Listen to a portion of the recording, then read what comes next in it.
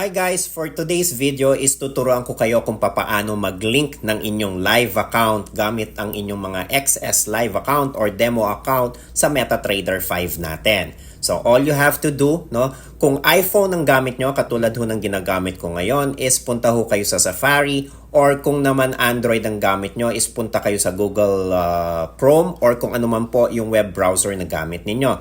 In my case, Safari po ang gamit ko. Log on kayo sa xs.com ninyo, and then assuming nakapag-create na ho kayo ng demo or live account po ninyo, in which in this case nag-create ako ng panibagong live account. So ang gagawin natin ngayon, after creating a live account, i-connect mo naman siya ngayon sa MetaTrader 5 natin. So papaano ho siya? Tatlong bagay ang kailangan yung kopyahin dito. Una, yung login, yung 11.12.08.96. Pangalawa, yung server na xsfintech-real-1. And pangatlo, yung password na !JX7AD56. Hindi po yung investor password.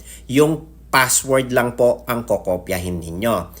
I suggest, screenshot ho ninyo ito para hindi nyo ho ma-misplace yung mga login credentials ninyo. At the same time, mag-i-email po sa inyo yung xs.com regarding dito sa account na ginawa ho ninyo. This one is for demo purposes lang po siya, although live account siya.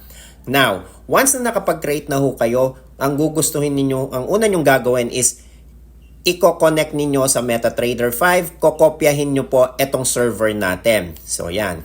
Click nyo lang yung copy icon, which is xsfintech-real.1. So, pupunta ka ngayon sa MetaTrader 5 mo. Okay? So, ayan. Pagdating sa MetaTrader 5 mo, click mo yung settings. Pagka-click ng settings, select new account. And then, search nyo XS Fintech. In this one, since na-search ko na ho siya before, kaya nandito na ho siya sa history ko. Click XS Fintech.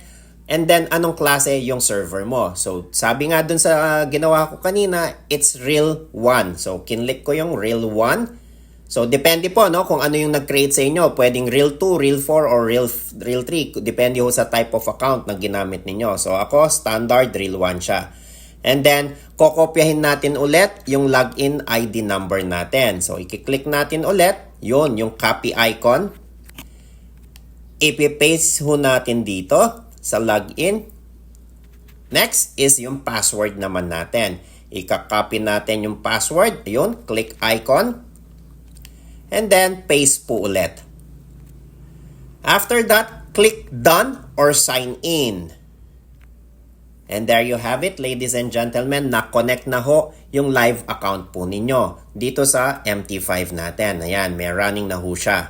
Okay? Para ma-double check ninyo kung naka-link nga ho kayo dito sa account na to, punta kayo ulit sa settings. Ayun, makikita nyo sa pinakataas yung details. So, Sunny Lingad, yung bagong account na kinreate natin, as well as yung mga details niya, which is, eto ho yan. Okay? So, there you have it. Ganun lang ho kasimple yung pagko-connect ng XS natin. Actually, pwede ho kayong gumawa ng kahit ilang account and then pwede nyo hong i-link. Pagka halimbawa, ayaw nyo na po ng account na yon at gusto nyo masyado ng marami dito sa MT5 ninyo, pwede nyo hong i-delete yung mga yan.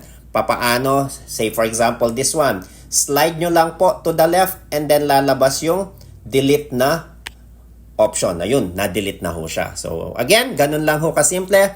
So, hopefully, sana nakatulong ho itong video na to sa inyo. Thank you. Again, this is Coach Sunny. God bless!